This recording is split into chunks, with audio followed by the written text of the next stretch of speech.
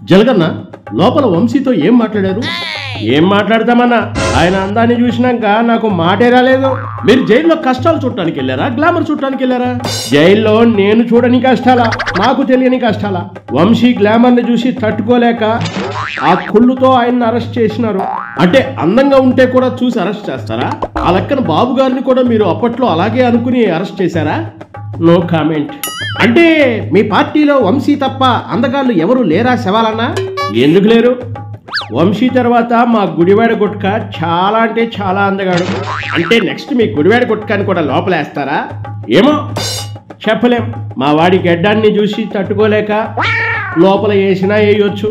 Lemon red అన్నా, మరీ ఇది కామెడీగా అనిపించట్లేదు? నేనేం చేసినా ఇట్లానే ఉంటుంది కామెడీగా. అయితే గుడివాడ గుట్క తర్వాత ఇంకెవరున్నారు అందగాళ్ళు మీరు? మా బందరు నాని. మరి బందరు నానికి ఎన్ని మార్కులు వేస్తారు మీరు? ఆ అందానికి, ఆ ఫేస్ కట్కి మనం ఇచ్చే మార్కులు ఎంతైనా చెప్పు. ఎంత ఇచ్చినా తక్కువే ఆ అందానికి. అంత అందగాడు నాకు తెలిసి ఈ ఆంధ్రాలోనే లేడు. అంటే ఈ లెక్కన గుట్కా తర్వాత లోపలికి వెళ్ళేది బందరు నాని అన్నమాట. అంతా దేవుని దయ అన్న, నాదేముంది. వాళ్ళు లోపలికి పోతే నేను ములాఖత్తులో మిలాఖత్ అయ్యి బయటకు వచ్చి నా స్టైల్లో 4 మాటలు మాట్లాడతాను. అయితే అందగాళ్ళు చాలా మంది ఉన్నారన్నమాట మీ పార్టీలో. అన్నట్లు ఇంకొక విషయం మర్చిపోయినా, ఇంకొక అసలైన యువ అందగాడి గురించి చెప్పడం మర్చిపోయినా. ఆయనే అవినాష్. అవినాష్ ఎంత ముద్దుగా ఉంటాడనంటే అవినాష్ని చూస్తూ ఉంటే నాకు సినిమా హీరోని చూసినట్లుగా అనిపిస్తూ ఉంటుంది.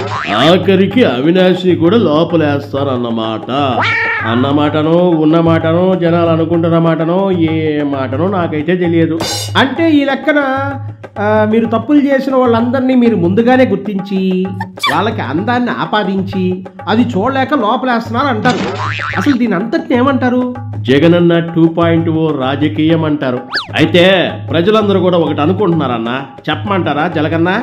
ఏమనుకుంటా ఉన్నారు నా అన్నదమ్ములు, అక్క చెల్లెమ్మలు, అవ్వతాతలు? ఏమనుకుంటా ఉన్నారు? మీ వాళ్ళు వీళ్ళందరికన్నా అందగాడు మా చిరునవ్వులు చిందించే మా జలగన్న అంటున్నారు. ఆ లెక్కన వీళ్ళందరికన్నా ముందు లోపలికి వెళ్లాల్సింది నువ్వేగా జలగన్నా? అంతేగా అంతేగా.